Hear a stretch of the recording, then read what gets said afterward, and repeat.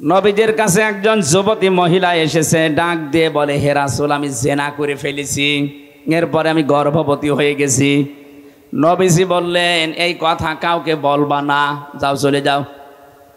মেয়েটা বলে, হে রাসূল, সত্যি আমি আমার যৌবনের তাড়নায় নফসের ধোঁকায় পড়ে শয়তানের জালে ফেরেবে আমি গুনাহ করে ফেলেছি, আমি গর্ভবতী হয়ে গেছি, দয়া করে আপনি এই গুনাহ থেকে আমারে মুক্ত করেন।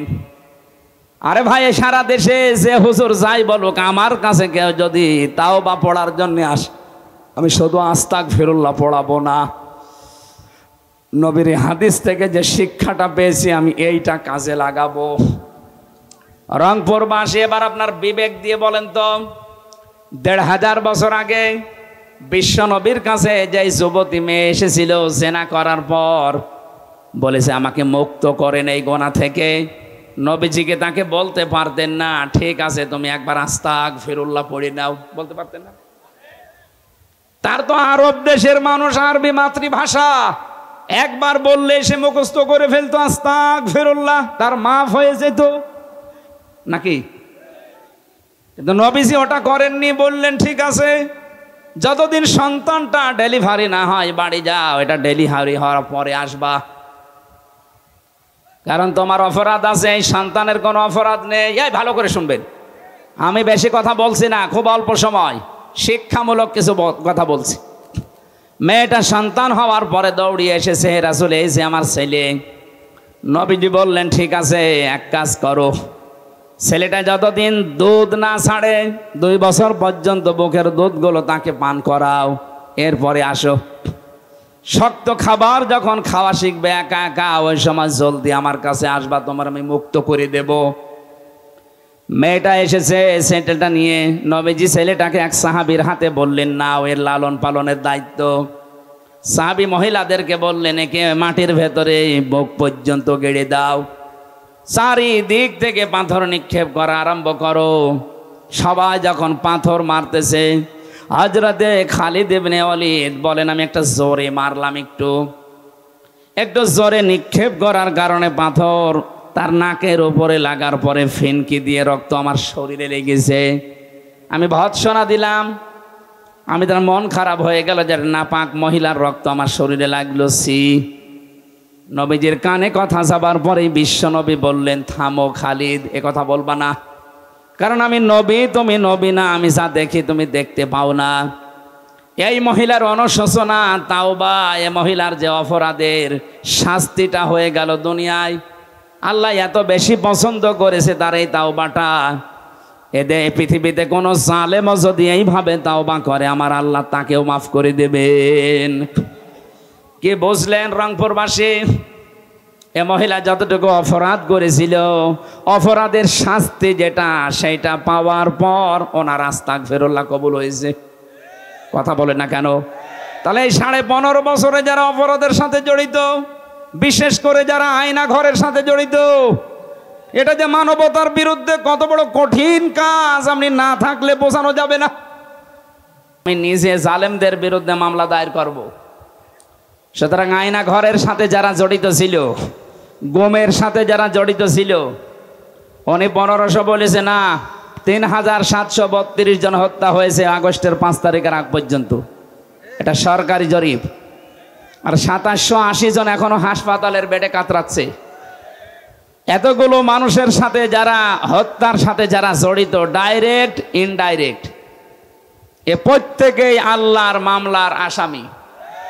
সবচাইতে বড় আসামি উনি, যিনি 2006 সালে লগি বইটা নিয়ে সারা দেশ থেকে মানুষকে নিয়ে এই অক্টোবর মাসের 28 তারিখে 11 জন মানুষকে পিটিয়ে হত্যা করার পরে লাশের ওপরে ড্যান্স দিয়েছিল। পৃথিবীর বহু ইতিহাস পড়েছি, কিন্তু এই যে কি ইতিহাস তৈরি করে গেল, আমার মনে হয় 1000 বছর পরে এই ইতিহাস মানুষ শোনার পরে শিউরে উঠবে। আয়ামে জাহিলিয়াতের কথা শুধু পড়েছি, কিন্তু আওয়ামী জাহিলিয়াতের কথা আমরা দেখলাম। 1500 বছর আগে ছিল এটা আইএমএ জাহিলিয়াত, আরে 15.5 বছর যারা ছিল ওরা তৈরি করেছিল আওয়ামী জাহিলিয়াত। শব্দ প্রায় একই না? না, ওইটার চাইটা এটা ভয়ঙ্কর।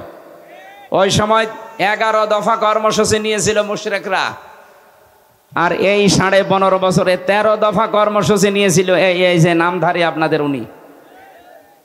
এই জন্য ওই আগে যে 1500 বছর আগে মুশরিক আবু জেহেল, আবু লাহাব নাম শুনলে গালি দেয়, আমার মনে হয় ওরা থাকলে এখন ওরা গালি খেত না, গালি খেত উনি, কারণ ওনার চাইতে 2 কাঠি উপরে। এই জন্য মাজলুমদেরকে বহু চেষ্টা চালিয়েছিলাম ফেরানোর, এরা ফেরে নাই। এখন যদি এদেরকে সাহায্য করতে হয়, এদের এই অপরাধগুলো মাফ করানো লাগবে, নয়তো সাহায্য করার কোনো বুদ্ধি নেই।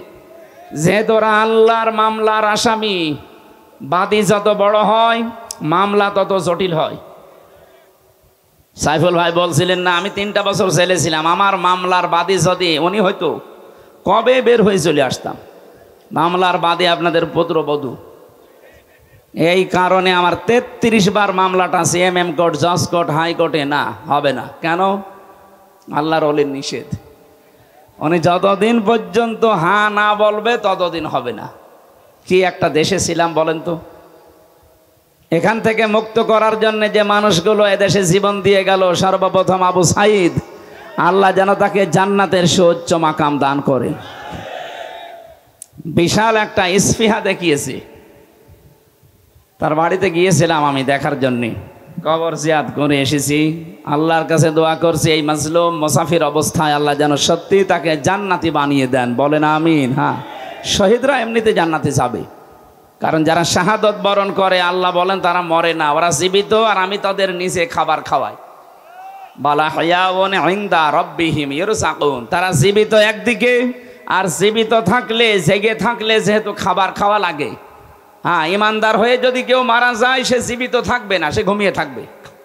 কথা বুঝতেছেন? তিনি জেগে থাকতে পারবেন না। ইমানদার হয়ে যদি কেউ মারা যায় উনি ঘুমিয়ে থাকবে কবরে। কিয়ামতের ময়দানে যেই দিন ফুৎকার দেওয়া হবে সেই দিন উনি জেগে উঠবে, এতটুকুই শেষ, আর আগে পরে কিচ্ছু নেই। কিন্তু কোনো মানুষ যদি সত্যি শাহাদত পায়, তাকে আল্লাহ বলবেন না তোর ঘুমানো দরকার নেই, তুই জেগে থাকবি আর আমি নিজে তোরে খোদা লাগলে খাওয়াবো। সুতরাং আবু সাইদ সহ এই 3732 জন মানুষ যারা জীবন দিয়ে চলে গেল, আল্লাহ যেন প্রত্যেককে শাহাদতের মর্যাদা দান করেন। আর যিনি এর সাথে সর্বপ্রথম জড়িত, তাকে এই জুলমের কারণে, গণহত্যার কারণে তার যেন এ দেশের মাটিতে সচক্ষে বিচার হয়। আমি বিচার হয় কেন বললাম? কারণ বিচার যদি না হয় সে বিপদে পড়বে, আর আমরা চাই না আপনাদের পুত্রবধূ বিপদে পড়ুক মরণের পরেও। এখন তো বিপদে আছেই, মরণের পরও যেন বিপদে না থাকে। প্রশ্ন আসতে পারে মরণের পরে বিপদে পড়বে মানে? হ্যাঁ, দুনিয়া যে যে ধরনের অপরাধ করে, ওই অপরাধ যদি দুনিয়ায় বিচার না হয়, কিয়ামতে আল্লাহ যখন বিচার শুরু করবে তখন ওইটা ডবল করে করবে। কথা বুঝতেছেন না? আমার ভাষা বোঝার চেষ্টা করেন। আমরা অনেকে আজ মানুষকে ধোঁকা দিয়ে প্রতারণা করে বোকা বানিয়ে রেখে দিচ্ছি। তোর চিন্তা নেই, টাকা পয়সা আমাকে দে, আমি লাইন মতো তুলে দেব। ও মনে হচ্ছে যে ও মাফ করার টেন্ডেন্সি নিয়ে বসে আছে, অথচ কোরআন আর হাদিসের বর্ণনা সাফ, এটা রেকর্ড হচ্ছে, কালকে সারা দেশে যাবে। কেউ যদি অপরাধ মাফ করাতে চান, কোরআন আর হাদিসের কিছু নির্দেশনা বলি আছে না নেই? 1 নম্বরে যে অপরাধ করেছেন ওই অপরাধের জন্য আগে দুনিয়ায় ক্ষমা পেয়ে তারপরে মারা যান, নয়তো আপনার খবর আছে। এখন ক্ষমাটা পাবেন কি করে? অপরাধ করেছেন যার কাছে, ক্ষমা চাবেন তার কাছে। এইতে 3টা বছর উনি নির্বাচন না দিয়ে বিনা ভোটে সারাটা দেশ চালিয়ে গেল, অথচ বাইরে এখন ছড়াচ্ছে যে আমরা নির্বাচিত সরকার, আমাদেরকে উৎখাত করে দিয়েছে। আপনি এত বড় মিথ্যা কথা বলতে পারছেন বাইরে যে? আপনি কি নির্বাচিত ছিলেন? শয়তানও বিশ্বাস করবে না। আপনি যে 154 জন ঘোষণা দিয়েছেন একটা নির্বাচনে, তো সেখানে নির্বাচন হলো কি করে? 151 জন হলেই সরকার গঠন করা যায়, সেখানে 154 জন অলরেডি ঘোষণা দিয়ে দিস। এরপরে এই যে দিনের ভোট আপনি রাতে করে নিলেন, দিনের ভোটটা রাতে হয়েছে। আমার সাথে এক ওসি ছিল জেলখানায়, 8 বছর তার জেল। ওই সময় মনে হয় 2 বছর চলছিল। আমারে বলছে হুজুর আমি এই এসেছি, আসার পর আপনি যে তাওবার ব্যাখ্যা আমারে শোনালেন যে তাওবা হচ্ছে অপরাধ যার কাছে ক্ষমা চাওয়া লাগে তার কাছে, কিন্তু আমি তো এতদিন এগুলো বুঝতাম না, আমিও তওবা করেছি। কিভাবে? বলছে আমি এই যে নির্বাচন গেল ওই সময় ফেনীতে দায়িত্বে ছিলাম, রাত 12টার পরে আমার দলবল নিয়ে আমি ভোট কাটা আরম্ভ করলাম আল্লাহর নাম নিয়ে। হ্যাঁ ঠিক এইভাবে বলিস, আমি আল্লাহর নামে ভোট কাটা আরম্ভ করেছি। একেবারে ফজরের আগ পর্যন্ত কাজ শেষ করলাম, পোড়া বাক্স ভর্তি করে দিলাম, যতগুলো ছিল আমার আন্ডারে সবগুলো পাঠিয়ে দিলাম জায়গা মতো, দিয়ে আমি গোসল করলাম, ওযু করলাম, এবার নামাজ আদায় করলাম। নামাজ শেষ করে পড়লাম আস্তাগফিরুল্লাহ। আমার তাওবা কি হয়েছে? না তাওবা হয়নি, ও ভণ্ডামি হয়েছে। কিসের তাওবা আপনার? আপনার তাওবা তো হবে তখন অপরাধ করেছেন যার কাছে, স্বীকার করবেন তার কাছে। আপনি আস্তাগফিরুল্লাহ পড়ছেন আল্লাহর কাছে, আপনি কি আল্লাহর কাছে অপরাধ করেছেন? আপনি অপরাধ করলেন ওই আসনে যিনি এমপি দাঁড়াবে, 4 লাখ মানুষ তার আন্ডারে ছিল, তাদের ভোট আপনি কেটে কেটে বাদ দিয়ে দিলেন। সুতরাং আপনাকে মাপ চাওয়া লাগবে ওই 4 লাখ মানুষের কাছে। এই কথা বলেন না কেন? শুধু উনি একা করেছে না আরো কেউ করেছিল? সারা দেশে একই অবস্থা, মরা মানুষেরও ভোট হয়েছিল। চাচা গেছে ভোট দেওয়ার জন্যে, যারা ছিল ওই দায়িত্বে, বলছে চাচা আপনি এখন আসলেন, চাচি তো সেই সকালে এসে চলে গেছে। আচ্ছা বাবাজি আপনি বলছেন কি? চাচি 3 বছর আগে মরে গেছে। কি একটা মানে পাগলামি আরম্ভ করেছিল বলেন তো। আর এইটা এখন উনি বাইরে বসে বসে বিদেশি মানুষদেরকে শোনাচ্ছে যে আমরা নির্বাচিত সরকার ছিলাম। এইরকম বেহায়া মানুষ দুনিয়ায় আছে, আমার তো বিশ্বাস হয় না, তো এখন আমার মনে হচ্ছে এখান থেকে একটা সূক্ষ্ম ষড়যন্ত্র বের হচ্ছে। আমি ওপেনভাবে জানাচ্ছি, যারা বাইরে বসে বসে এই ষড়যন্ত্রগুলো করছেন, আমি কয়েকদিন আগে সিঙ্গাপুরে ছিলাম, ওখানে আরও বেশি হচ্ছে, কারণ এই শয়তানগুলো সব পালিয়েছে ওখানে। মানে 100 জনের আমার মনে হয় ওখানে 80 জন পালিয়ে আছে। যেই হোটেলে উঠি দেখি শয়তান একটা নামতেছে। কয়েকটার সাথে আমার সাক্ষাৎ হয়েছিল। আর মালয়েশিয়া কিছু আছে, আর এই যে দাদা বাবুদের দেশে তো একেবারে মন মতো পালিয়েছে। 350 এমপি পালিয়ে যায়, পৃথিবীর ইতিহাস পড়া তো দূরের কথা আমি শুনিও নি। এমনকি জাতীয় মসজিদের ইমামও পালিয়েছে। আপনি বলেন তো একটা দেশ কত রসাতলে চলে গেলে জাতীয় মসজিদের ইমামও পালিয়ে যায়। কয়েকদিন আগে জ্বর করার জন্য এসেছিল ইমামতি নিতে, মুসল্লিরা এমন জোতা পিটা করেছে, ও সকালে পরের দিন স্ট্যাটাস দিয়েছে মুসল্লিরা জোতা মেরেছে কিন্তু আমার গায়ে জোতা লাগেনি। কত বড় শয়তান! আপনাদের এই পুত্রবধূ এই জালেমাকে সে উপাধি দিয়েছিল কওমি জননী। আমি জেলখানায় কওমি মাদ্রাসায় 76 জন আলেমের সাথে ছিলাম। এই ঘোষণা দেওয়ার পরে তারা ওই দিন বদদুয়া করেছে। করল কি? হ্যাঁ, উনি এটা দিয়েছিল একটা বিষয় নেওয়ার জন্য, যেন ওনাকে নড়াইল থেকে নৌকা মার্কা দেওয়া হয়। আপনি এত নিচে নামতে পারলেন একদম আলেম হয়ে, নৌকা মার্কায় মানুষ দাঁড়ায়, আপনি যদি কুকুর মার্কায় দাঁড়াতেন, হ্যাঁ নৌকা মার্কায় না দাঁড়িয়ে কেউ যদি এই বাংলাদেশে কুকুর মার্কায় দাঁড়ায় তাও সে পাস করবে। কিন্তু এই জিনিসটাকে আল্লাহ এত বেশি ঘৃণিত বানিয়ে দিয়েছে, এখন যদি কেউ নৌকায় ওঠে এ দরবেশের মতো সেও ধরা খাচ্ছে। নৌকা ওঠার কায়দা আছে? এই কথাটা বন্ধ করেন বললাম। তাহলে আমরা এখন ওনাদের যেহেতু অনেকে বাঁচার জন্যে মাঝে মাঝে ইঁদুরের গর্ত থেকে মুখ বের করার মতো চেষ্টা চালাচ্ছে, আমরা চাই আপনারা বেঁচে থাকেন, কিন্তু আপনাদের এই ধোঁকা দিয়ে আমরা বোকা বানাতে চাই না। আপনারা চান সঠিকভাবে কিয়ামতেও যেন ধরা না খান। তাহলে কি করা লাগবে? অপরাধ আপনি যার যে পরিমাণ, ওই পরিমাণের শাস্তি দুনিয়ায় আগে নিয়ে যান। এই কথা বললেন না কেন? আমি বানিয়ে বলছি এটা। নবীদের কাছে একজন যুবতী মহিলা এসেছে, ডাক দিয়ে বলে, হে রাসূল আমি জেনা করে ফেলেছি, এরপরে আমি গর্ভবতী হয়ে গেছি। নবীজি বললেন এই কথা কাউকে বলবা না, যাও চলে যাও। মেয়েটা বলে, হে রাসূল সত্যি আমি আমার যৌবনের তাড়নায় নফসের ধোঁকায় পড়ে শয়তানের জালে ফেরেবে, আমি গোনা করে ফেলেছি, আমি গর্ভবতী হয়ে গেছি, দয়া করে আপনি এই গোনা থেকে আমারে মুক্ত করেন। আরে ভাই, সারা দেশে যে হুজুর যাই বলুক, আমার কাছে কেউ যদি তাওবা পড়ার জন্য আসে, আমি শুধু আস্তাগফিরুল্লাহ পড়াবো না, নবীর হাদিস থেকে যে শিক্ষাটা পেয়েছি আমি এইটা কাজে লাগাবো। রংপুরবাসী, এবার আপনার বিবেক দিয়ে বলেন তো, ১৫০০ বছর আগে বিশ্ব নবীর কাছে যে যুবতী মেয়ে এসেছিল জেনা করার পর, বলেছে আমাকে মুক্ত করেন এই গোনা থেকে, নবীজিকে তাকে বলতে পারতেন না ঠিক আছে তুমি একবার আস্তাগফিরুল্লাহ পড়ে নাও? বলতে পারতেন না? তার তো আরব দেশের মানুষ, আরবি মাতৃভাষা, একবার বললে সে মুখস্থ করে ফেলতো আস্তাগফিরুল্লাহ, তার মাফ হয়ে যেত নাকি?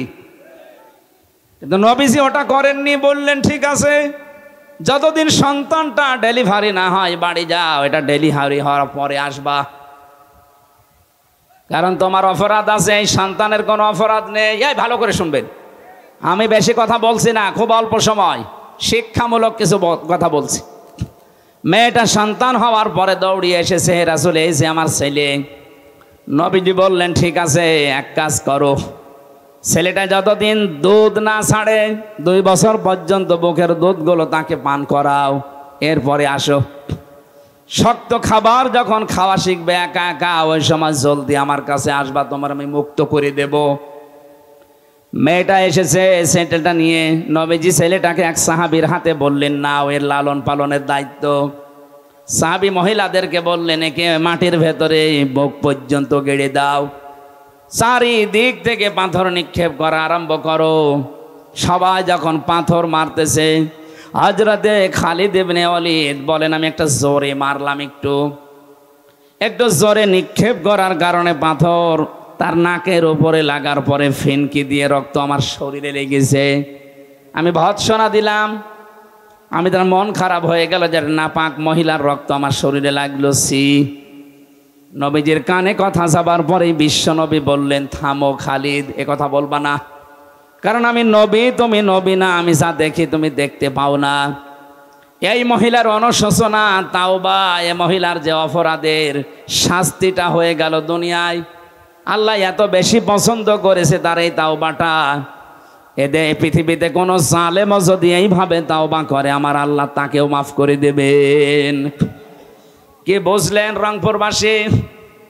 এ মহিলা যতটুকু অপরাধ করেছিল, অপরাধের শাস্তি যেটা সেইটা পাওয়ার পর ওনার আস্তাগফিরুল্লাহ কবুল হয়েছে। কথা বলে না কেন? তাহলে এই 15.5 বছরে যারা অপরাধের সাথে জড়িত, বিশেষ করে যারা আয়না ঘরের সাথে জড়িত, এটা যে মানবতার বিরুদ্ধে কত বড় কঠিন কাজ আপনি না থাকলে বোঝানো যাবে না। আমি 10 দিনে অপারগ হয়ে গেছি, এই যে কঠিন কঠিন রোগ এখন আমার শরীরে, ওই কারণে। যারা 10 বছর ছিল, যারা 8 বছর ছিল, কি অমানবিক নির্যাতন তাদের ওপরে চলেছে। মাঝে মাঝে যখন বের করে আনতো আমারে, আমি আওয়াজ শুনতাম কান্নার। তাও তো আমার ডিবি অফিসের নিচে যে ঘর, ওখানে ছিলাম। আসল যেটা ডিজিএফআইয়ের ওই জায়গায় তো আরো ভয়ঙ্কর, যেখানে ব্যারিস্টার আরমান ছিল, আমান আজমি ভাই ছিল, যেখানে এম ইলিয়াস আলী বিএনপির এই নেতা ছিল, ওখানে কত মানুষের হাড়গোড়, কত মানুষ মারাই গেছে। আসার সময় দেখতাম মাঝে মাঝে কোনো মোবাইল নাম্বার চোখে পড়ে, লেখা আছে ভাই এই নাম্বারটা একটু বাইরে জানাবেন, আমি অন্তত বেঁচে আছি। 2 দিন 5 দিন না, কেউ 5 বছর, কেউ 8 বছর, কেউ 10 বছর, কেউ 14 বছর পর্যন্ত পড়ে আছে। আর খাবার দিত সকালে পচা ছোলা, দুপুরে দিয়েছে একেবারে মাখানো ভাত, মনে হচ্ছে কেউ খেয়ে পারিনি, ফেলেছে। এইটা আমার সাথে মুফতি ফখরুল সাহেব ছিলেন, জেলখানায় মাঝে মাঝে আমার শোনাতেন ভাই ফাঁসির এই কন্ডেম ছেলে আসি, তারপরও আসি মনে হচ্ছে জান্নাতে আসি। এমন জায়গায় আমার রেখেছিল, এই পায়ের ভেতর দিয়ে ভাবে হাত দিয়েছে, সামনে যে লোহার ব্যারিকেড দেওয়া আছে, এই লোহার বিশাল বিশাল শিকের সাথে আমার হাতকে ওরা শিকল দিয়ে বেঁধে দিত। আরে 2 মিনিট 5 মিনিট, 1 দিন 2 দিন পরে খুলে দিলে তো হয়। বছরের পর বছর এভাবে আমারে রেখে দিয়েছে। 1.5 মিনিট 2 মিনিট সময় দিত টয়লেট করার জন্য। কখন আজান হয়, কখন দিন হয়, রাত হয়, এটা যে কোন বছর, কত মাস, কোন তারিখ আমি কিচ্ছু জানি না। আপনি বলেন তো কি অবস্থা তৈরি করেছিল তাদের ওপরে?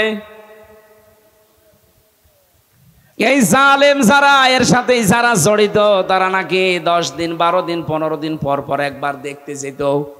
মানুষের এই চিৎকার কান্না আর আর্তনাদ শোনার পরে তারা অট্ট হাসি দিত যে দেখ কেমন লাগে। আমার মনে হয় আল্লাহ পুরা উল্টি এখন ওই জালেমদের উপরে ওইটা চাপিয়ে দিয়েছে। আদালতের দিকে তাকান, এই দালাল সুমন, এই দরবেশ বাবা, এই নওগাঁর একজন ছিল সাধন চন্দ্র মজুমদার, খাদ্যমন্ত্রী ছিল। গত পরশুদিন এক শয়তান ধরা পড়েছে। মৌলভীবাজারে বাড়ি, উপাধ্যক্ষ আব্দুল শহীদ। ও কি পড়িয়েছে সারা জীবন ও জানে আর আল্লাহ জানে। যে লোকটা এত শিক্ষিত হতে পারে তার বিবেক মরে যায় কি করে? তার বাড়ি থেকে এখন 3 কোটির উপরে টাকা পাওয়া গেছে, বস্তা ভর্তি। দেশের মানুষ না খেয়ে মরে, আর শয়তানদের বাড়িতে বাড়িতে কোটি কোটি টাকা পাওয়া যাচ্ছে। 85 ভরি স্বর্ণ পাওয়া গেছে। একজন বাঁচতে কত টাকা লাগে মানুষের? আমার মনে হয় এদের কোনো বিচার আচার করার দরকার নেই, খরচ ভাড়া দিয়ে শেষ করে দেন। কিসের বিচার এদের? দেশটাকে রসাতলে নামিয়ে দিয়েছে, আর এদের আবার বিচার করা লাগছে। যে মানুষগুলো প্রশাসনে অবৈধ স্বরাষ্ট্রমন্ত্রীকে দেখাচ্ছিল যে স্যার একটা গুলি করলে শুধু একটা মরে আর মরে না, এদের আবার বিচার লাগে নাকি? আমাদের বিরুদ্ধে বানানো মামলা দিয়ে যদি 3 বছর জেল খাটাতে পারেন, আপনাদের তো নিজেরা আপনারা সাক্ষী, হাজার হাজার ভিডিও আছে, এর জন্য আবার বিচার করা লাগবে কোন কারণে? আবু সাইদকে যেভাবে মেরেছে ওইভাবে ক্রস ফায়ার দিয়ে শেষ করে দিন, তাহলে তার গোনা মাফ হবে, তাছাড়া কোনো মাফ নেই। ও যদি কিয়ামত পর্যন্ত জেলে থাকে ওর মাফ হবে না, কারণ ও তো জেলে থাকলে ওই কষ্টটা পাবে না। আবু সাইদের মতো জীবন ওকেও দেওয়া লাগবে। এর সাথে যারা জড়িত, আয়না ঘরের সাথে যারা জড়িত, তারে 8 বছর 10 বছর 14 বছর আগে ওই ঘরে রাখা লাগবে। সুতরাং যারা বিভিন্ন কায়দায় বলছেন আমরা ঢুকে পড়বো, আপনি তো ঢুকে পড়তে পারবেন না, আপনার ধরনের রেডি করা আছে। আর এটাও যদি নাও হয়, এ দুনিয়া শেষ না, এরপরে আরেকটা জগৎ আসছে। এমনি আপনি 8-10 বছর পরে এমনি মরে যাবেন। কথা বলেন না কেন? আমি তো চাই আমার 3 বছরের জন্য আমার এই মামলার সাথে যারা জড়িত প্রত্যেকে যেন এভাবে ফাঁসির কন্ডেম ছেলে 3 বছর থাকে, যোগাযোগ বিচ্ছিন্ন হয়ে। ব্যারিস্টার আরমানের জন্য 8 বছর তারা আয়না ঘরে থাকবে। 8 আর 3 কত হয় বলেন? ব্যারিস্টার আরমানের জন্য 8 বছর, আমান আজমির জন্য 10 বছর, কত হয়? 23। কত? 11 আর 10 কত হয়? 21 বছর আপনি আগে থাকবেন মাটির নিচে, এরপরে আপনারা যা করবেন করবেন। আর আমি জানি 21 বছর হলে আপনি কব্বরে চলে যাবেন। কি কথা বলেন না কেন? আমরা চাচ্ছি আপনাদেরকে বাঁচাতে। আপনারা যখন বাঁচতে চান যে আমাদেরকে বাঁচান, হ্যাঁ, বাঁচানোর যে সিস্টেম কোরআন হাদিস দিয়েছে এইভাবে আসেন। আদালতে তোলার সময় বলতো দেখ কেমন লাগে, এখন আমরাও বলি দেখ কেমন লাগে। খাপের খাপ, মমতাজের বাপ। এই কথা বলা যাবে না। এই ছেলে, আমার প্রথম কথা ছিল এইটা যে দুনিয়ায় যারা জালেম তাদের বিরুদ্ধে মামলা দেবে কে? সুতরাং যারা পালিয়েছেন এবং পালিয়ে অনেকে যাচ্ছেন, গোপনে আছেন, জালেম যারা, তারা কিন্তু হামজার মামলার আসামি আর নেই, এখন সরাসরি আল্লাহর মামলার আসামি। আল্লাহর মামলার আসামি ও কি বাঁচতে পারে এরকম কোনো সম্ভাবনা আছে? নেই। আপনার দুনিয়াও শেষ, আখেরাত তো শেষই। আল্লাহু লা ইয়াহদিল কওমাজ জালিমিন। জালেমদের জন্য দোয়া করেও লাভ নেই, কারণ তাদের জন্য দোয়া করলে কবুল হবে না। ইয়াহদি এটা মজারে, আল্লাহ বলেন আমি ওদের হেদায়েত দিচ্ছি না, দেবও না। আল্লাহ আমাদেরকে যেন জালেম হওয়া থেকে বাঁচান। আমরা মজলুম আছি, মাজলুম আল্লাহর কাছে অনেক দামি বিষয়। সারাটা জীবন যেন কম বেশি আমরা মাজলুম থাকি, যেন জালেম না হই। বলেন আমিন। দরুদ সালাম পাঠ করার মাধ্যমে আমাদের আজকের আলোচনার বিষয় যেহেতু ক্ষমা বলেছি, সূরা আলে ইমরানের 133 নম্বর আয়াত পড়েছি। তাফসীর মাহফিল লিখেছেন, তাফসীর আকারে কথা বলার চেষ্টা চালাবো ইনশাআল্লাহ। যতটুকু পারেন জবান খুলে আয়াতটুকু পড়েন। আউযু বিল্লাহি মিনাশ শাইতানির রাজিম, বিসমিল্লাহির রহমানির রহিম, ওয়াসারিউ ইলা মাগফিরাতিম মির রাব্বিকুম ওয়া জান্নাতিন আরদুহাস সামাওয়াতু ওয়াল আরদ উইদ্দাত লিল মুত্তাকিন।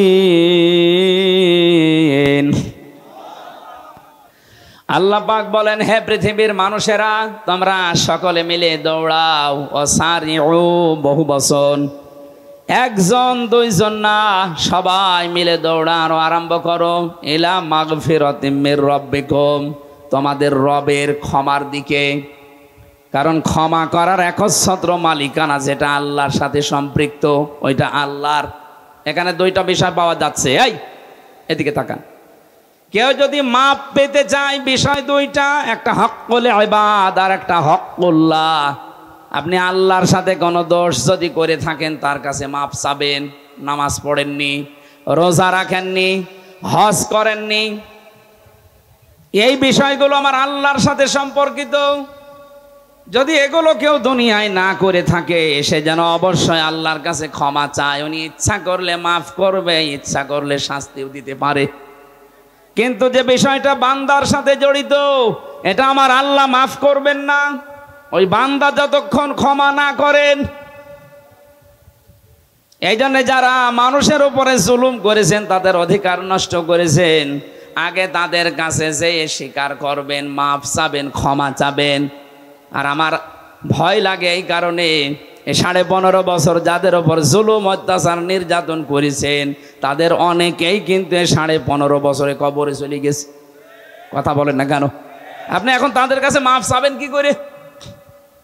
এই জন্য আপনি জালেম, আপনার সব শেষ, দুনিয়া আখিরাত আপনি হারিয়ে ফেলেছেন। অন্তত এইরকম পর্যায়ে আমরা যারা নেই, তারা এখন মাফ চাওয়ার জন্যে, ক্ষমা চাওয়ার জন্যে আল্লাহর দিকে দৌড়াচ্ছি। কম বেশি যদি এরকম আমাদের জীবনে কিছু হয়েও থাকে, অন্তত যারা বেশি আছে আপনি তাদের কাছে যে মাফ চেয়ে নেবেন। হ্যাঁ, বাপ হিসাবে যদি সন্তানের উপরে জুলুম করে থাকেন, অনেক বাবা আছে হজ করতে যাওয়ার আগে ছেলের নামে ভালো ভালো সম্পদ লিখে দেয়, আর মেয়েকে বলে, মা তোর জন্য আমি দোয়া করে দেব কাবা ঘর ধরে। আপনার জীবনও হজ কবুল হবে না, কারণ আপনি এই মেয়েটার হক নষ্ট করে হজে যাচ্ছেন। আগে তার জমি ফেরত দেন, টাকা দিয়ে দেন, এরপরে দোয়া করেন। কথা বলেন না কেন? আমাকে ধরার পরে আমার বাবার কাছ থেকে বলেছিল 10 দিন রিমান্ড দিয়েছে আদালত, ছেলেকে যদি বাঁচাতে চান তাহলে 10 লাখ টাকা তাড়াতাড়ি নিয়ে আসেন। আমার বাবা গ্রাম্য মানুষ, তাড়াতাড়ি করে ভয়ের চোটে 8 লাখ সঙ্গে সঙ্গে যেভাবে হোক ধার কর্জা করে দিয়েছিল। বলেছিল টাকা যদি বাকিটা আর 2 দিনের ভেতরে না দেন 50টা মামলা দেব। বাবা কথা ঠিক রেখেছিল বাকি টাকা দিয়ে, কিন্তু ওই শয়তানরা কথা ঠিক রাখে না, পরের দিন আবার মামলা দিয়েছে। আপনি এরকম জুলুম করতে পারলেন, অথচ নিজেই মাঝে মাঝে আমারে বলতো, হুজুর আপনাদের কোনো দোষ নেই, এটা আমরা জানি, আপনি যে কোনো কিছুর সাথে জড়িত না এই মামলার, তাও আমরা জানি। তাহলে আপনি এরকম করেন কেন? 11 ঘন্টা আমারে টাঙিয়ে রাখলেন, আমার চোখে কালো কাপড় দিয়ে বেঁধে, হাত পেছনে দিয়ে টাইট করে সেই শিকল দিয়ে বাঁধা, মাথায় ডান্ডা বেড়ি লাগানো, দড়ি দিয়ে টাঙিয়ে রেখেছে রডের সাথে 11 ঘন্টা। দুপুর 2টায় নিয়ে গেছে, রাত 11:30টায় নিয়ে আসতেছে। 4 ওয়াক্ত নামাজ আমি এমনি আন্দাজে পড়েছি, আমি জানি না যে এখন দিন না রাত মাটির নিচে। আপনি এরকম করতে পারলেন, এখন যদি বলেন আস্তাগফিরুল্লাহ হুজুর মাফ করে দিন, আগে ওই টাকা ফেরত দিন। এরপরে 11 ঘন্টা আমি আপনাকে টাঙাবো, দেখেন কেমন লাগে, তারপরে আপনার মাফ হবে।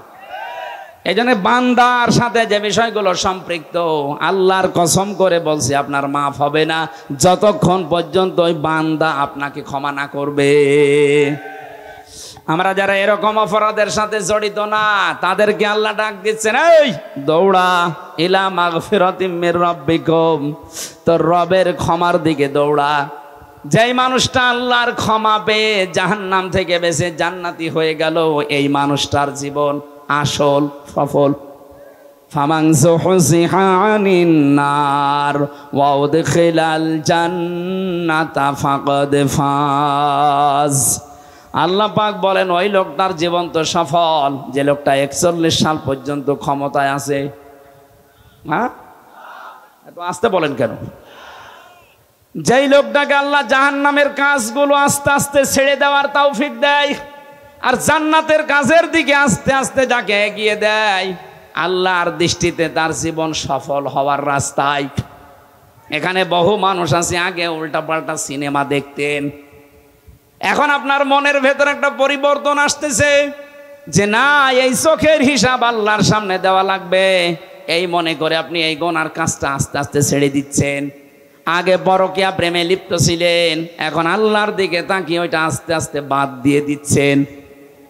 যত অন্যায় কাজ আছে দুনিয়ায়, বিবেক বহির্ভূত কাজ আছে, শরীয়ত বিরোধী কাজ আছে, এগুলো যদি আল্লাহকে দিকে তাকিয়ে সাক্ষী রেখে আজকে একটা ছেড়ে দেন, আর জান্নাতে যাওয়ার যে কাজগুলো আছে, মানবতার সেবা, শরীয়তের বিধানগুলো পালন করা, এগুলো যদি আস্তে আস্তে কেউ এগিয়ে যেতে পারে, আল্লাহর কোরআন বলছে তার জীবন সফল হওয়ার রাস্তায়। আপনি এবার নিজের সাথে দিয়ে মিলান যে আপনি আসলে এই রাস্তায় আছেন কিনা। আগে ঘুষ খেতেন, এখন আস্তে আস্তে ছেড়ে দিয়েছেন। আগে সুদ খেতেন, এখন আপনি আস্তে আস্তে ওটা ছেড়ে দিচ্ছেন। এটা গ্রাম অঞ্চল আছে কিনা আমি জানি না, 1000 টাকা ছেড়ে রাখে, 1 মাস পরে 100 টাকা বেশি নেয়। এই এলাকায় আরম্ভ হয়ে গেছে। এই সুদের সাথে কারা জড়িত আছে হাত তোলেন তো।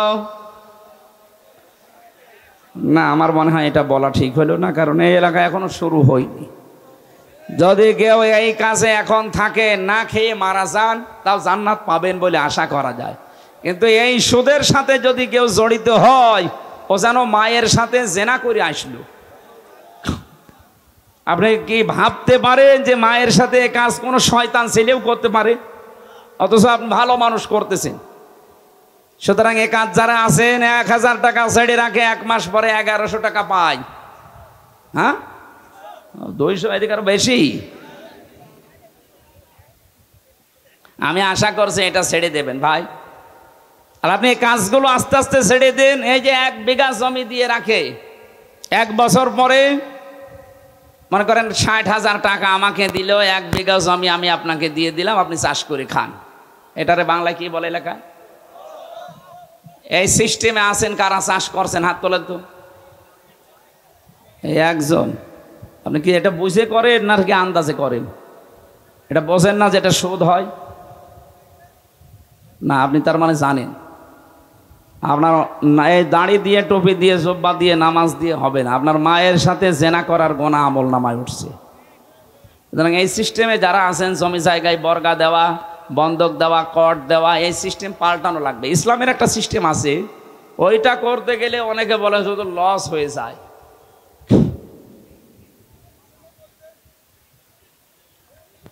না, আমি 1 বিঘা জমি আপনার কাছ থেকে নিলাম, টাকা আমি দিয়ে দিলাম। যখন আপনি টাকা ফেরত দেবেন আমারে, মনে করেন এই 60,000 বললাম, তখন আপনি হয়তো 5-7 হাজার 10,000 টাকা আপনাকে 1 বছর 2 বছর 3 বছর যা করে খাবেন, এরপরে নেওয়ার সময় টাকাটা কম নেওয়া লাগবে।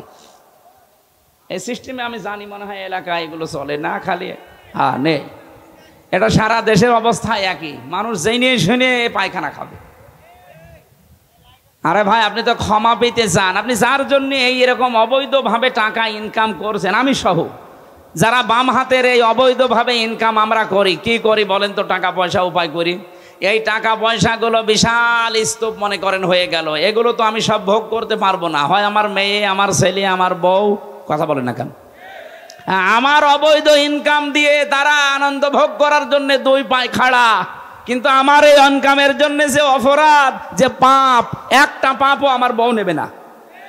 কার বউ এ পাপ নেবে আগে আজকে রাত্রে জিজ্ঞাসা করবেন। যদি বলে হ্যাঁ তুমি যা করো করো আমি অর্ধেক নেব, আপনি আরো 100 ভাগ 80 মাইল বেগে করেন। কিন্তু ও যদি বলে তুমি কিভাবে কি করবা আমি জানি না, তোমার একটা পাপও আমি নিতে রাজি না, তাহলে আপনার এই পাগলামি বন্ধ করা লাগবে। আপনি পাগলামি করছেন। আমরা পাগল হয়ে থাকবো না, পাগল ভালো হব, এই কথা বলে না কেন?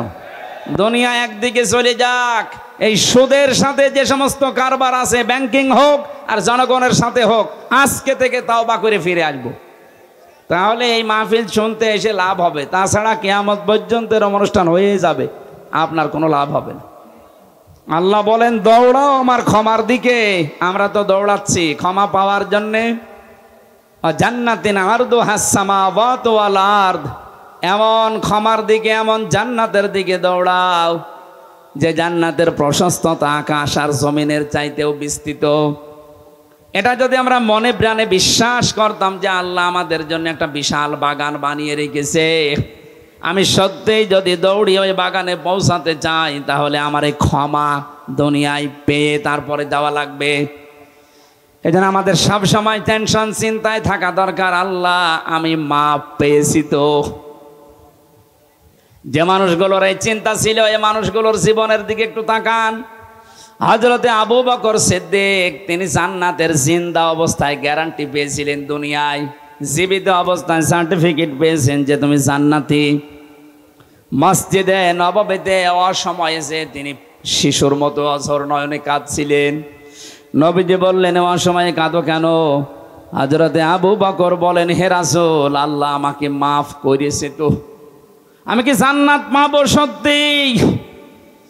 ওই সময় আল্লাহ সূরা রহমানের আয়াত নাজিল করে তাকে ডবল সান্ত্বনা দিয়েছেন। অলিমান খাফা মাকামা রাব্বিহি ওয়া নাহান নাফসা আনিল হাওয়া ফাইনাল জান্নাতা হিয়াল মাআওয়া। বলেন আল্লাহু আকবার। কোন মানুষ যদি সত্যি আল্লাহকে ভয় করে, অপরাধ করার ক্ষমতা থাকার পরও তাকে ভয় করে ছেড়ে দিতে পারে, আমার আল্লাহ তারে মেহমানদারি করাবেন জান্নাতুল মাওয়া দিয়ে, তার আশ্রয় স্থল বানাবেন। ওইটা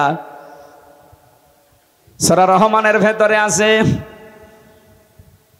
আলিমান খাফা মাকামা রাব্বিহি জান্নাতান। কোন মানুষ যদি সত্যি তার রবকে ভয় করতে পারে, এই ভয়ে কান্নাকাটি করে, আল্লাহ আমি মাপ পাবো তো, জান্নাত পাবো তো। আবু বকরকে যেমন আল্লাহ ঘোষণা দিয়েছিলেন আজকের এই দৃশ্যের জন্য, তোমার আমি ডবল জান্নাত দিয়ে দিলাম। তামাম পৃথিবীর মানুষের জন্য একটা করে জান্নাত পাবে। হযরতে সিদ্দিক আকবর আবু বকর এই অনুশোচনা করার কারণে জান্নাত পাবে ডবল। জোরে বলেন সুবহানাল্লাহ। বাংলার মুসলমানের জন্য সময় আমাদের এখন জীবিত অবস্থায় আছে হাতে। আমরা সব সময় এই টেন্ডেন্সিতে থাকি, এই প্রেশানে থাকি, আল্লাহ আমাকে মাফ করবা তো। যার ভেতরে যত বেশি এটা পয়দা হবে, তার দুনিয়ার জীবন তত পরিচ্ছন্ন হবে, তার গোনা থেকে বেঁচে থাকা সহজ হবে। পৃথিবীর এই জমিনটা যে ধোঁকা, তার কাছে পরিষ্কার হবে।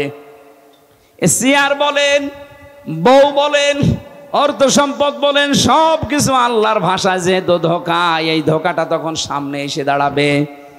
আমাল হায়াতুদ দুনিয়া ইল্লা মাতাউল গুরুর।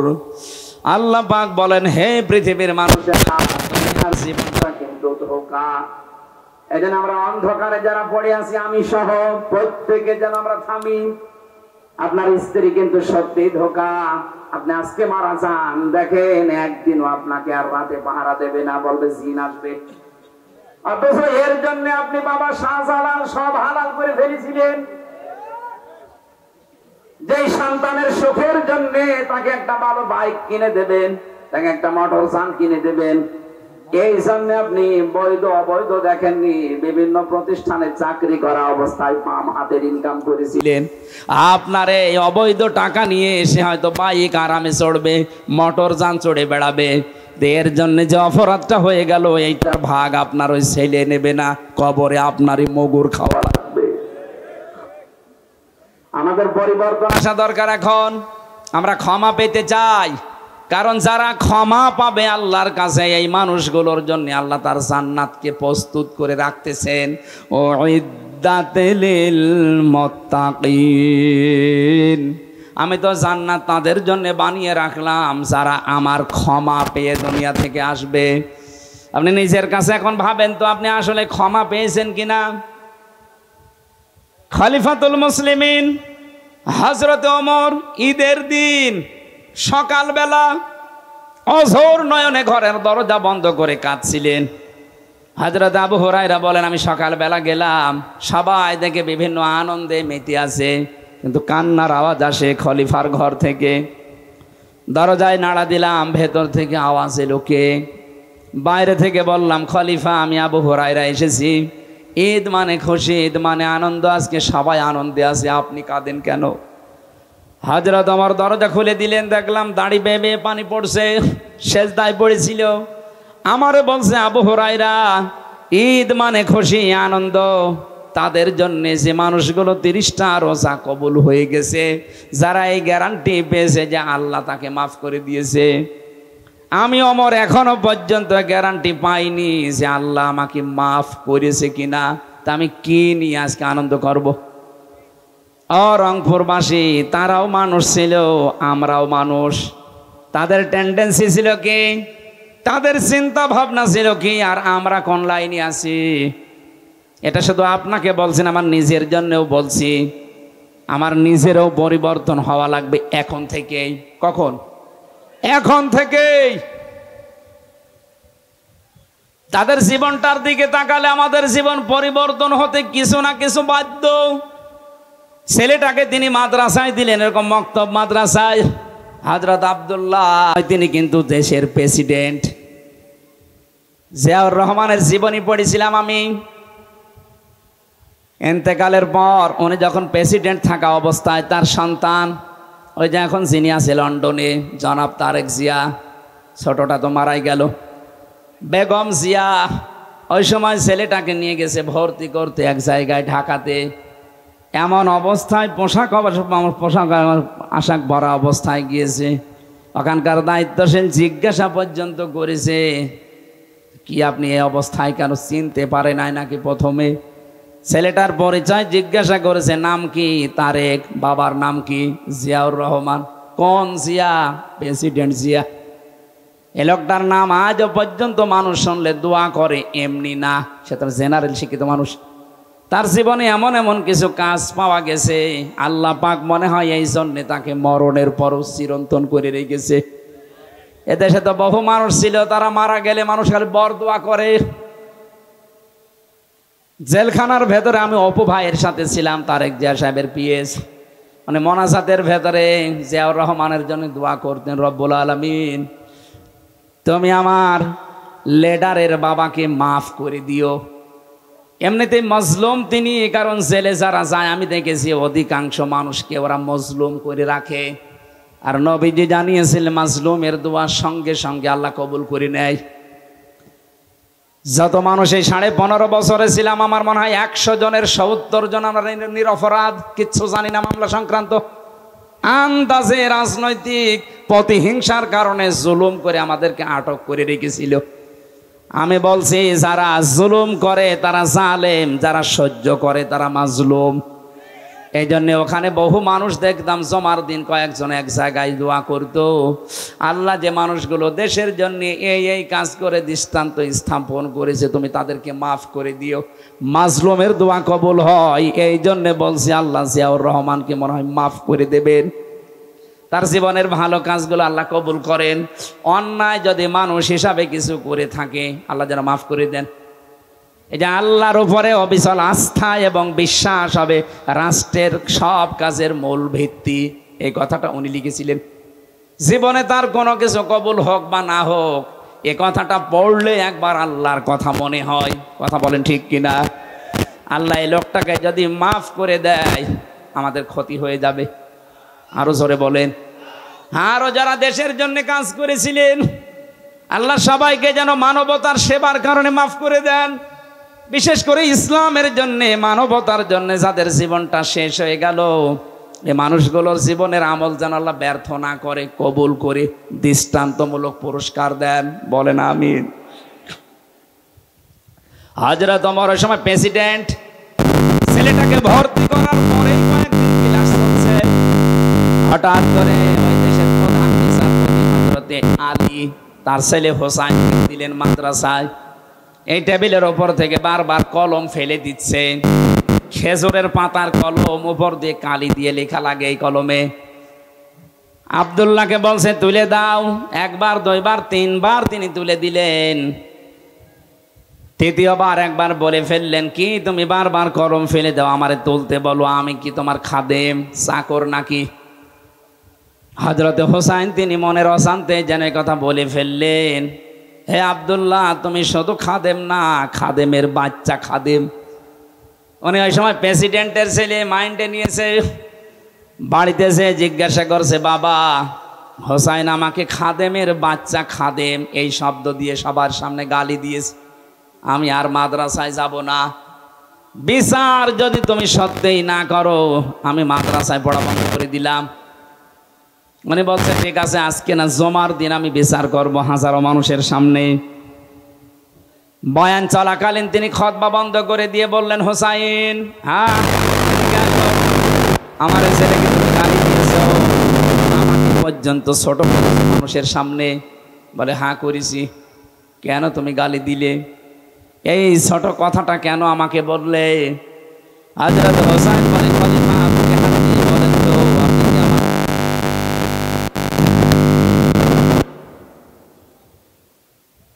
হযরত ওমরের কথা বন্ধ হয়ে গেছে।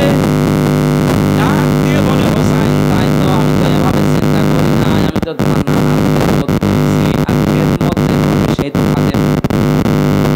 তুমি কি এই কথাটা যা বললে লিখতে পারবা? হ্যাঁ, কাগজ কলম নিয়ে আসে। খেজুরের পাতা নিয়ে এসেছে, উনি লিখে দিলেন, ওমর আমার নানা খাদেম ছিল, আমি লিখেছি হোসাইন ইবনে আলী, শুরু করে দিলাম। কাগজটা হাতে নিলেন, জমা দিলেন, সাহাবীদেরকে বললেন, নবীর সাহাবীরা আমি সাথে হয়ে গেছি।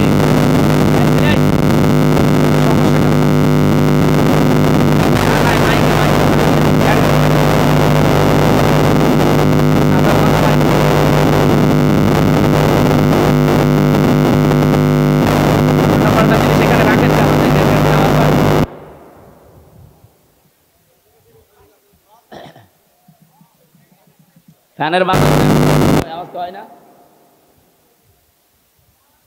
ওই মাইক মাইক ওখান থেকে সরান। আর রংপুরবাসী সাহাবীরা বললেন, বিচার হয়ে গেছে কি করে? হযরত ওমর ছেলেটাকে ডাক দিলেন, আব্দুল্লাহকে বুঝ দিলেন, বাবা যে বিচার করেছি এটা দুনিয়া না, আখিরাতেও কাজে লাগবে। আমি যখন মারা যাব এই কাগজটা আমার কাফনের ভেতরে দিয়ে দিও, বিচার যেদিন শুরু হবে আমার জীবনে কিছু যদি আল্লাহর ভালো না লাগে, পছন্দ না হয়, কাগজটা আল্লাহকে দেখতে বলবো, রব্বুল আলামিন তোমার নবীর আমি নাকি নবীর খাদেম ছিলাম, ছিলাম, তুমি আজকে আমারে মাফ করে দাও। তারা ক্ষমা পাওয়ার জন্যে, মাপ পাওয়ার জন্যে করকম ওসিলা খুঁজতো। আপনি দেখেন আমাদের কি আছে, এমন কোন গোপন বিষয় আছে যেটা দিয়ে আপনাকে আল্লাহ মাফ করতে পারে? কবি এখানে জানিয়েছেন, হাল্লাকা বাইনাকাং তাওয়া বাইনাল্লাহ, হাল্লাকা সাদাকাতুন তাখফা লা ইয়ালামুহা ইল্লাল্লাহ। হে পৃথিবীর মানুষ, তোমার কাছে এমন কোন গোপন কিছু আছে, সেটা দান হোক, সাদকা হোক, ইবাদত হোক, যেটা আল্লাহ ছাড়া আর তুমি ছাড়া কেউ জানে না, যেটা আল্লাহ তোমাকে দেখিয়ে কিয়ামতে অন্তত করে দিতে পারে। আপনি কোনদিন কি একটা লম্বা সেজদা দিয়েছেন? আমি জেলখানার ভেতরে 3টা বছরে বহু মানুষকে পেয়েছিলাম, আমরা তো সেজদা দিয়ে 1.5 মিনিট 2 মিনিট করে, এক একজনের সেজদা পেয়েছি 1 ঘন্টা 1.5 ঘন্টা 2 ঘন্টা পড়ে আছে সেজদায়, মনে হচ্ছে মারা গেছে। আমি এই জামাত ডাক্তার শফিকুর রহমানকে দেখতাম সেজদায় পড়ে আছে 40 মিনিট 45 মিনিট 1 ঘন্টা, কি গো নড়াচড়া নেই। জিজ্ঞাসা করতাম, স্যার আপনি এত বড় লম্বা সেজদা দিয়েছেন, মাওলানা মামুনুল হককেও দেখেছিলাম, এত বড় সেজদা আছে মনে হচ্ছে দুনিয়াতে আর নেই। মাঝে মাঝে আমার বলতো, হামজা এই লম্বা সেজদা দিয়ে আমার মনের ভেতরে একটা আলাদা শান্তি আসে, আমি যেন কিয়ামতে বলতে পারি আল্লাহ একটা গোপন জিনিস আমার কাছে আছে, আমারে মাফ করে দাও।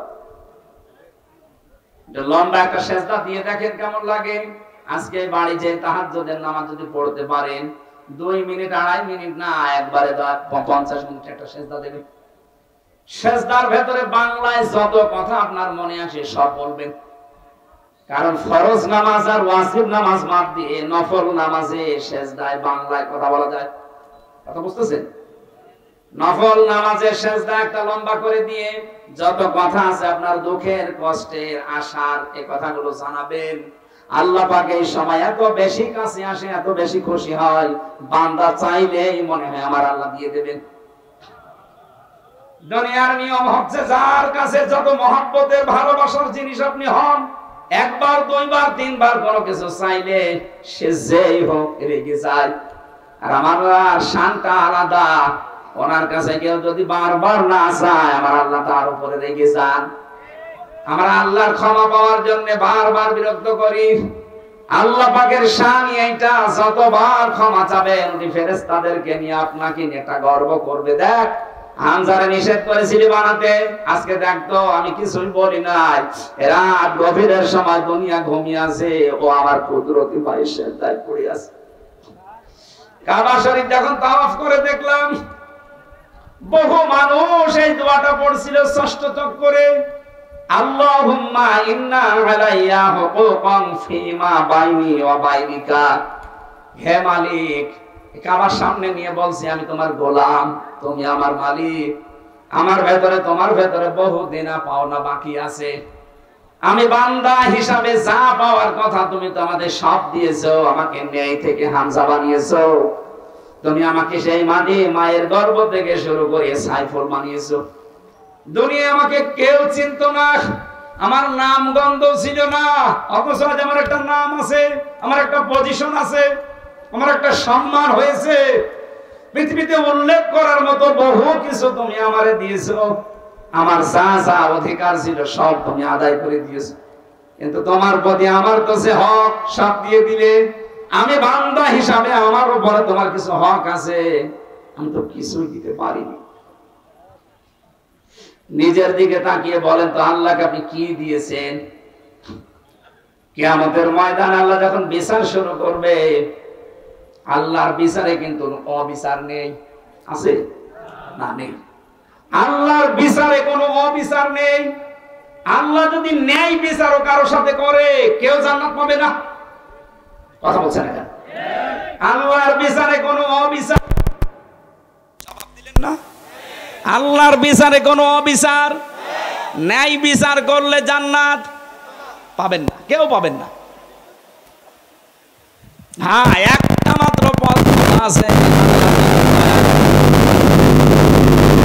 এই জন্য কাবার সামনে নিয়ে মানুষের কথা বলে ষষ্ঠ চক্কর দেওয়া তোমাকে দেওয়ার জন্য আমার যা দরকার আমি কিচ্ছু দিতে পারিনি, যাই দিয়েছি সব ত্রুটিপূর্ণ, সব ত্রুটিপূর্ণ, ত্রুটি দিয়ে ভরা, ভুল দিয়ে ভরা।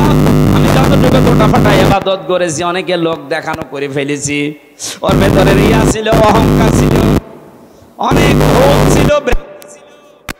একটা সম্পদ আমার কাছে আছে, আল্লাহ তোমার নাম যে গাফফার, তুমি আমারে মাফ করে দাও। কিয়ামতে আল্লাহ যখন কাউকে মাফ করতে চাইবেন তাকে সবার সামনে বিচার করবেন না, একা একা নিয়ে যাবেন একটা জায়গায়, আলাদা চাদর দিয়ে ঘিরে দেবে ফেরেশতারা, সবাইকে দূরে সরিয়ে দিয়ে আল্লাহ নিজে বান্দার সামনে দাঁড়িয়ে বলবে, হামজা এই অপরাধগুলো করেছিলি, কেউ নেই, শুধু আল্লাহর সামনে আমি একা দাঁড়িয়ে, সব স্বীকার করা লাগবে। কারণ আপনার হাত কিন্তু কিছুক্ষণ পরে কথা বলবে যদি স্বীকার না করেন, আপনার চোখ কথা বলবে, পা কথা বলবে, সব কিছু তো কথা বলবে। আপনি জানেন যে এখন আমি আল্লাহর সামনে দাঁড়িয়ে, কেউ নেই আমার আশপাশে, স্বীকার যখন একটা একটা করে বলবেন, আল্লাহ আমার ভুল হয়ে গেছে, মহান আল্লাহর কুদরতি যে বিশাল দরিয়া আছে, জোশ পয়দা হবে, ঢেউ পয়দা হবে। আল্লাহ যেন শেষে কথা বলবে, সূরা জুমারের তাফসীরে আছে, আল্লাহ পাক যেন শেষে বলবে, বান্দা যা আমি তোরে মাফ করে দিলাম। কাউকে বলার দরকার নেই, এটার প্রচার করার দরকার নেই, কাউকে বলারও দরকার নেই, যা আমি তোরে মাফ করে দিলাম, আমার বানানো জান্নাতে চলে যা। আল্লাহ তুমি আমাদের সবার জীবনে এরকম একটা কিছু তৈরি করে গোপনে মাফ করে দিও, বলেন আমিন। মাঝে মাঝে আমার 33 বছর বয়স, একা একা যখন থাকি এই কথা আমার বেশি মনে হয়, আল্লাহ এখনই যদি মারা যায়, তুমি যদি তোমার সামনে নিয়ে বলো, হামজা 2024 সালের সেপ্টেম্বর 30 তারিখ পর্যন্ত তোরে মাফ করে দিলাম, যা হিসাব দেওয়া লাগবে না, শুধু অক্টোবরের 1 থেকে 31 এই 31টা দিনের হিসাব দিয়ে জান্নাতে চলে যা। আমার যা কাজ কারবার, আমার তো মনে হয় 31 দিনের হিসাবও আমার এখনো রেডি হয়নি। 31 দিনের হিসাব আমি দিতে পারবো না। আপনারা পারবেন না? আপনারা পারবেন? এটা কত কঠিন বিষয় যে ক্ষমা পাওয়া, মাপ পাওয়া, হিসাব। নবীজি নিজে নিষ্পাপ ছিলেন, আগে পেছনের সব কিছু আল্লাহ ক্ষমা করে দিয়েছেন, এরপরও প্রতিদিন তিনি 100 বার করে ক্ষমা চাইতেন। আল্লাহুম্মা হাসিবনি হিসাবান ইয়াসীরা, এ আল্লাহ তুমি আর যাই কর আমার হিসাবটা সহজ করে দিও। হিসাব সহজ মানে যে আগে যেটা বললাম এইটা কুদরতি পর্দা দিয়ে ঢেকে নিয়ে বলবে, বান্দা স্বীকার কর যে এগুলো করেছিলাম। যখনই আপনি অনুতপ্ত হয়ে অনুশোচনা করে কান্নাকাটি করবেন যে আমি করেছিলাম, আল্লাহ বলেন যা গোপনে মাফ করে দিলাম। আল্লাহ আমার সবার জীবনে তুমি এরকম একটা পজিশন তৈরি করে দিও, বলেন আমিন। নাই তো একটা যদি নিয়ামতের হিসাব যায়, কিচ্ছু না, শুধু পানি, তাও পারবেন না। আল্লাহর এক বান্দা মনে মনে করেছিল 1000 বছর আমি হায়াত পেয়েছি, এটা বনি ইসরাইলের ঘটনা। 1000 বছর আমি হায়াত পেলাম, 1000 বছর আমি জিহাদের ময়দানে কাটিয়েছি, দিনের বেলা আর রাতের বেলা আমি কাটিয়েছি ইবাদতে, সিজদায়, তেলাওয়াতে। আল্লাহ আমাকে যা করলাম মনে হয় জান্নাত আমি পেয়ে যাব। ঠিক দেখে স্বপ্নে দেখে মারা গেছে, কিয়ামতের ময়দানে আল্লাহ কায়েম করে দিয়েছে, ওরে ডাক দিয়েছে, এদিকে আয়, তোরে জান্নাতে দিয়ে দাম যা। লোকটার মনের ভেতরে একটু অহংকার, এত কিছু করলাম, আল্লাহ আমাকে একটু ধন্যবাদ দিল না, ওয়েলকাম দিল না, বলছে যা জান্নাত চলে যা। একটা কথা হলো, আল্লাহ ওর মনের ভাষা বুঝতে পেরে ফেরেশতাদেরকে বলছে, শোন, যেখানে জাহান্নামের গরম বের হয় বেশি, ওই জায়গার পাশ দিয়ে ওরা ঘোরা, ওই জায়গার পাশ দিয়ে ঘোরাচ্ছিল। পানির পিপাসায় যখন কলিজা ফেটে যায়, ডাক দিয়ে বলে, আল্লাহ আমার একটু পানির ব্যবস্থা করো। কলিজা ফেটে যাচ্ছে, ফেরেশতারা বলে, না এটা কিন্তু দুনিয়ার জীবনে তুমি নেই, এই ময়দানে পানি পেতে হলে ফ্রি পানি পাওয়া যাবে না, কিছু দেওয়া লাগবে। কি দেওয়া যায়? যা ইবাদত করেছো 1000 বছর ধরে, অর্ধেক আমাদের দিয়ে দাও। ঠিক আছে, দিয়ে দিলাম। পানি খাওয়ার পরে প্রসাব লাগে, কথা বলে না, প্রসাবের চাপ আসার পরে বলছে, ভাই একটু প্রসাবের ব্যবস্থা করেন আমার। না, এখানে যেখানে সেখানে বসা যাবে না, প্রসাব যদি করতে চাও বাকি ইবাদত আমাদের দাও, আমরা একটা ব্যবস্থা করে দেই। দিয়ে দিলাম। আমি করবো কি? আমি নিজেই বাঁচি না। প্রসাব করার পরে আল্লাহ যেন ডাক দিয়েছেন, বান্দা 1 গ্লাস পানি ভেতরে ঢোকালে আর 1 গ্লাস বের করে দিলে, এই জন্য তুমি 1000 বছরের বন্দেগী সব দিয়ে দিলে। 1000 বছর কিছু না করলো, 1 গ্লাস করে প্রতিদিন পানি খেয়েছো, প্রতিটি গ্লাসের বিনিময়ে 1000 বছর করে ইবাদত আমারে দিয়ে, তারপরে আমার জান্নাতে যাও। লোকটা সিজদায় পড়ে যাবে, ডাক দিয়ে বলবে, রব্বুল আলামিন আমার ভুল হয়ে গেছে। কোন মানুষ তার ইবাদত বন্দেগী দিয়ে আল্লাহ তোমার জান্নাত পাওয়া সম্ভব না যদি তোমার ক্ষমা পাওয়া না যায়। এজন্য ওসিলা তালাশ করবেন সব সময়। কোন কাজে কোন ওসিলায় গোপন এমন কিছু আপনার দুনিয়ায় আছে যেটা দিয়ে আপনি মাফ চাইতে পারেন। গভীর রজনীতে চলে যাবেন একজনের বাড়িতে, যদি শোনেন আমাকে তার ছেলে মেয়ে লেখাপড়া করাতে পারছে না, নিজের সামর্থ্য থাকলে তারে 2000 টাকা রাতের বেলা দিয়ে বলে বই কিনবা। এই গোপনটা দুনিয়ার কেউ যদি না জানে, কিয়ামতে আল্লাহ ওইটা নিজে পেলে পুষে মানুষ করে বিশাল আকারে আপনাকে দেখাবে। এরকম কিছু আমাদের জীবনে আছে নেই? যা করি অধিকাংশ লোক দেখানোর জন্য। রব্বুল আলামিন এর পরের শব্দ আমাদের জানিয়েছে আল্লাযীনা ইউনফিকুনা ফিস সাররাই ওয়াদ-দাররাই ওয়াল কাযিমিনাল গায়যা ওয়াল আফিনা আনিন নাস। এই পৃথিবীতে যারা সচ্ছল অসচ্ছল, গরিব হোক ধনী হোক, যতটুকু যার সামর্থ্য আছে দান করতে থাকে, খরচ করতে থাকে আল্লাহর জন্য, দ্বীনের জন্য, মানবতার জন্য, নিজের নিকট আত্মীয় স্বজনের জন্য। এখানে একটা পয়েন্ট আছে, এদিকে আছেন, একটা পয়েন্ট এখানে আছে। বিশ্ব নবী যেদিন নবুয়ত পেয়ে বাড়িতে আসলেন, তার স্ত্রী খাদিজাতুল কুবরাকে বলেছিলেন, স্ত্রী আমি ভয় পেয়েছি, আমার জীবনের উপরে আমার আশঙ্কা হয় আমি যেন মারা যাব, তুমি আমারে ঢেকে দাও।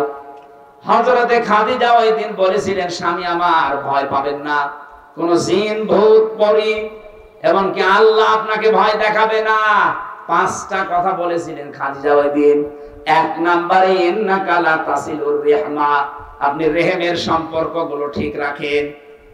এখান থেকে প্রমাণ হয় যে মানুষগুলো আত্মীয়তার সম্পর্ক দুনিয়ায় ঠিক রাখবে, মজবুত করবে, অটুট রাখবে, তাদের দুনিয়ার কোনো ভয় আল্লাহ দেখাবে না, সব ভয় দূর করে দেবে। কথা বুঝতেছেন? অথচ এই দেশে হাজারো আল্লাহওয়ালা মানুষ আমরা দেখতে পাই, তার আত্মীয়তার সম্পর্কগুলো ঠিক নেই। নিজের আপন ভাইয়ের সাথে কথা বলে না, নিজের আপন বোন গরিব, যেতে চায় না। ধর্ম আত্মীয় পাঠিয়েছে রংপুর, মাসে 3 দিন যায়, এই কথা বলে না কেন? নিজের নিকট আত্মীয় আপনার বোন, আপনার ভাই, আপনার চাচা, আপনার ফুফু, আপনার মা বাবা, এগুলো রক্তের সম্পর্ক না? এইগুলোর সাথে আজ 100 জনের প্রায় 95 জনের সম্পর্ক ভালো না। এই সম্পর্ক নষ্ট করার পেছনে যারা দায়ী তারা আমাদের বউ। এটা আবার বেশি বলে ফেললাম না, না বেশি বলিনি, এইটাই হচ্ছে। 100টা পরিবারের 80-90টা পরিবারে এখন বউর কারণে আমরা রক্তের সম্পর্কগুলো নষ্ট করে ফেলি। সম্মানিত মা বোনেরা মনে করছেন আমি নামাজ পড়ি, রোজা করি, আমি কালো বোরকা পরে থাকি, আমি না? আপনি কালো বোরকা পরে করবেন কি? আপনার স্বামীকে যদি বাধ্য করেন যে আপনার ভাই বোন মা বাবা এদের সাথে দরকার নেই, যা আছে তুমি আমাদের নিয়ে, আমার মা বাবা নিয়ে থাকো, আপনি নিশ্চিত জাহান্নাম। নবীজি বলেন, কোন স্ত্রী যদি চাই, এটা কামনা করে যে আমার স্বামী আরো বেশি দিন বেশি থাক, আমার স্বামীর সম্মান, আমার স্বামীর ইজ্জত মর্যাদা, টাকা পয়সা, অর্থ দুনিয়ায় আরো বেড়ে যাক, সে যেন সবসময় তাকিদ দেয়, স্বামী যা করো সম্পর্কগুলো ঠিক রাখো। আরো ওরা সম্পর্ক নষ্ট হয় কি করে সেই কাজ করে। আপনার নামাজ রোজা এই পর্দা পর্দা সব মাঠে মারা যাবে, কিচ্ছু কবুল হবে না। আজ হাজারো স্ত্রীর কারণে সন্তান তার মা বাবাকে বৃদ্ধাশ্রমে পর্যন্ত রেখে আসছে। পরশুদিন আমার এই যে কিশোরগঞ্জ, নীলফামারী কিশোরগঞ্জ বৃদ্ধাশ্রমে মাহফিল ছিল, কত মা বাবা বসে আছে লাইন দিয়ে। কয়েকজনকে জিজ্ঞাসা করেছিলাম, বড় বড় অফিসার সন্তানগুলো মা বাবাকে রেখে গেছে এখানে, কোন সন্তান জীবনও চাইবে না যে আমার মা বাবা বৃদ্ধাশ্রমে থাকুক, এটার জন্য বাধ্য করে ওর বউ, আর ওই বউকে কান পড়া দেয় ওর বউর মা আর ওর বড় বউ। এটার সাথে একমত আছেন কারা? স্বামীরা হাত তোলেন তো। সবগুলো ধরা পড়ছে। বাড়ি যাবেন আজকে আপনি, এই যে রেকর্ড হচ্ছে, ভিডিও ধরবে, আপনার খাবার বন্ধ করবে। নবীজি বললেন, স্বামী স্ত্রী স্বামীকে শোনাচ্ছে, আপনি রক্তের সম্পর্ক ঠিক রাখেন, আপনি ভয় পাবেন না। স্ত্রী বলছে আপনি মানুষের বোঝা বহন করেন, আপনি ভয় পান কেন? মানুষের কষ্টের বোঝা, ঋণের বোঝা, দুঃখের বোঝা আপনি বহন করে দেন, আপনার ভয় নেই। অথচ বাংলাদেশে যে মহিলা পালিয়ে গেছে, ও হাজার হাজার কোটি কোটি টাকা বোঝা দিয়ে গেল আমাদের। সে তো ভালোই আছে তার মেয়ে নিয়ে, বোন নিয়ে, ছেলে নিয়ে, কিন্তু আমাদের উপর এখন কত বোঝা। এদেশে এখন জন্ম নিলে 1 লাখ টাকা ঋণ।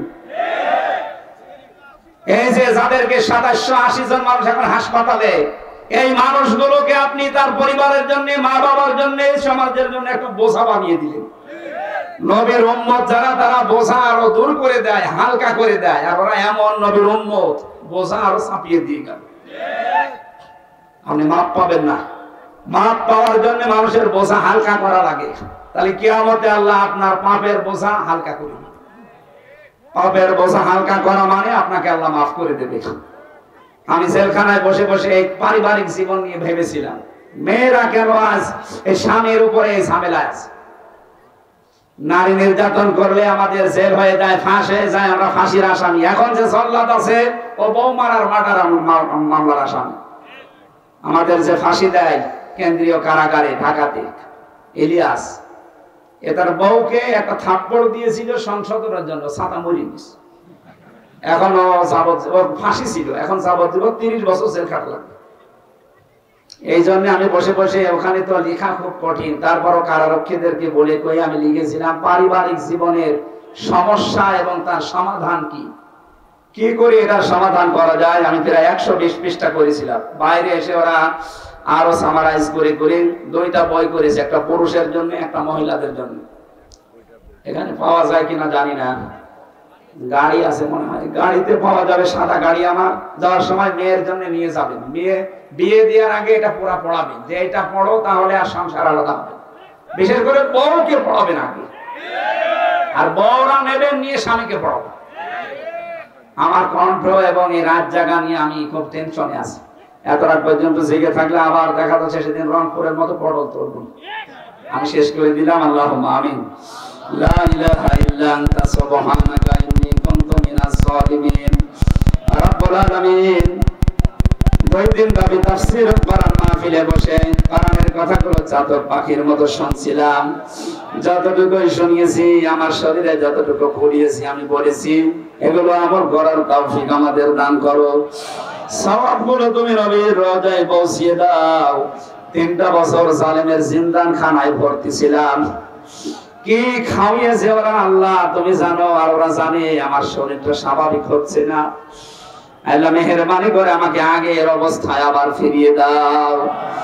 এই মাহফিলের সওয়াবগুলো নবীর রওজায় পৌঁছিয়ে দাও। আমরা যারা নারী পুরুষ আসলাম, আল্লাহ তুমি আমাদেরকে জীবনের মতো ক্ষমা করে দাও। এই মাদ্রাসার বিশাল খরচ আল্লাহ মেহেরবানি করে খাজানা থেকে পূর্ণ করে দাও। যত মানুষ লেখাপড়া করছে এখানে তাদের মেধাস্মৃতি করে দাও। যত অভাব আছে আল্লাহ অভাবগুলো দূর করে দাও। আমার কণ্ঠে আর কোলায় না আল্লাহ, তুমি আমার কণ্ঠ তা ছেড়ে দাও। মাহফিলের প্রধান অতিথি ইদ্রিস ভাইকে কবুল করো। আল্লাহ তাআলা অন্যতম অতিথি এসেছে আমাদের শ্রদ্ধাভাজন ভাই সাইফুল ইসলাম, তাকে মঞ্জুর করো। এই জেলাতে যত মানুষ বসবাস করছে তাদের মা বাবা যারা হারিয়েছে কবরগুলো জান্নাত বানিয়ে দাও। এই দেশটা জালেম থেকে যখন মুক্ত করে দিয়েছো আল্লাহ, বহির্বিশ্বের ষড়যন্ত্র থেকে তুমি মুক্ত রাখো। কোরআনে কারীম এই দেশে তুমি প্রতিষ্ঠা করে দাও। বারাকাল্লাহু লানা ওয়া লাকুম ফিল কোরআনিল আযীম। এই আশা নিয়ে ভরসা নিয়ে হাত নামাচ্ছি, যা আমরা শুনেছি যা বলেছি এগুলো আমাদের জীবনে যেন আমরা আমল করতে পারি। আল্লাহ রাব্বির হামহুমা কামা রাব্বায়ানি সাগীরা আলহামদুলিল্লাহি রাব্বিল আলামিন। লা ইলাহা ইল্লাল্লাহু মুহাম্মাদুর রাসূলুল্লাহ।